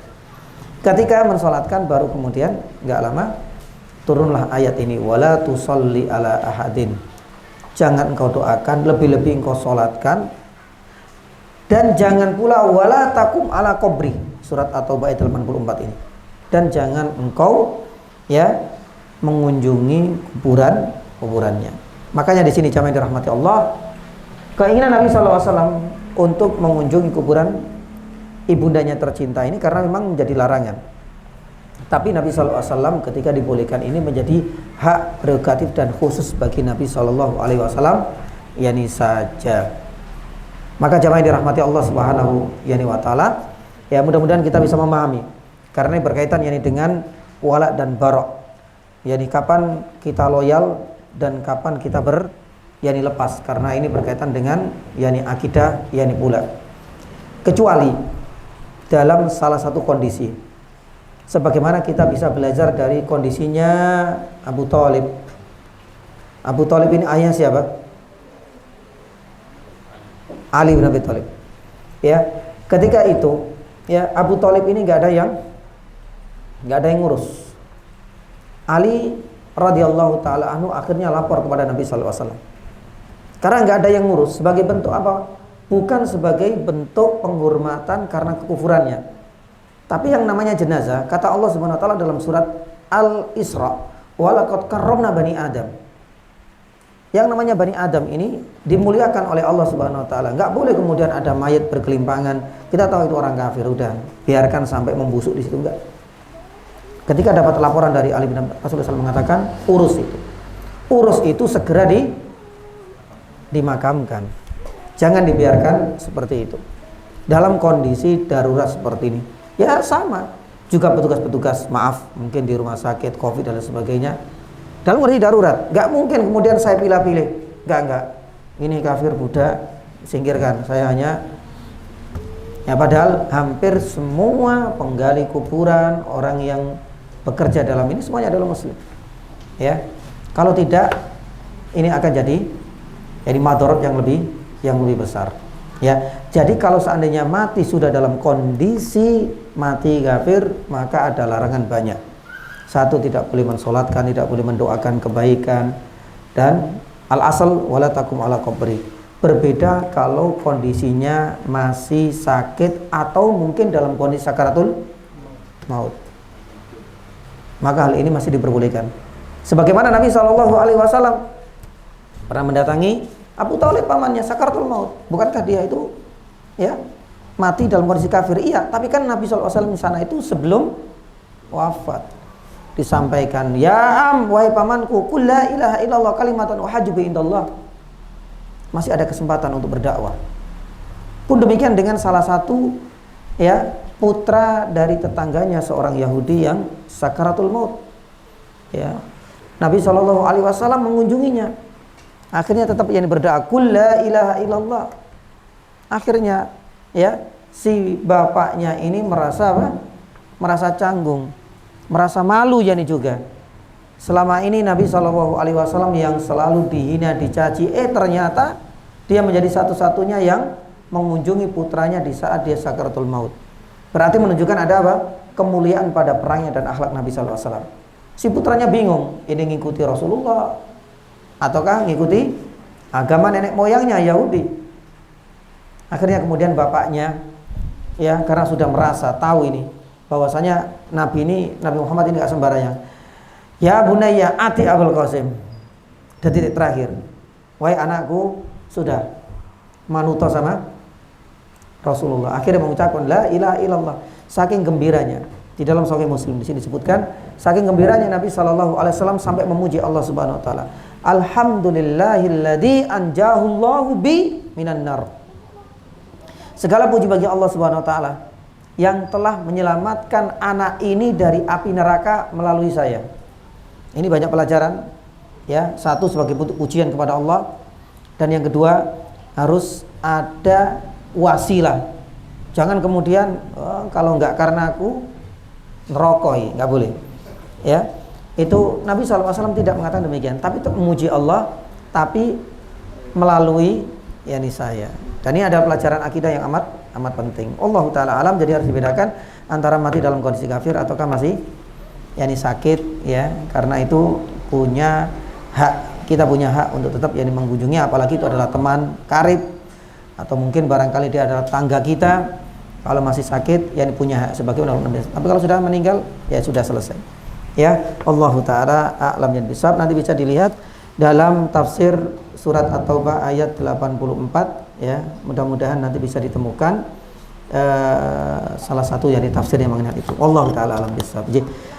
Demikian yang bisa kami sampaikan, yang jamaah dirahmati Allah Subhanahu wa taala. Afan agak cukup panjang, tapi yang sekali lagi mudah-mudahan ini enggak menjadi fitnah bagi kita semua. Apa yang saya sampaikan ini mudah-mudahan nanti juga dicek, ada inisial nama-nama, dan itu adalah nama-nama ulama kita sendiri. Kitab-kitabnya juga sebagian saya yang disebutkan, dan nanti bisa merujuk ke sana. Dan mudah-mudahan pelajaran ini tidak semakin menjadikan kita fanatisme berlebihan, semakin memperpecah yakni umat dan lain sebagainya, atau semakin menonjolkan kelompok kita dan lain sebagainya. Ini pembahasan yang sudah lama diulas oleh para ulama jauh sebelum kita lahir. Subhanallah, asyhadu an la ilaha illa anta, astaghfiruka wa atubu ilaik. Wassallallahu ala nabiyina Muhammadin wa ala alihi wasallam. Wassalamualaikum warahmatullahi wabarakatuh.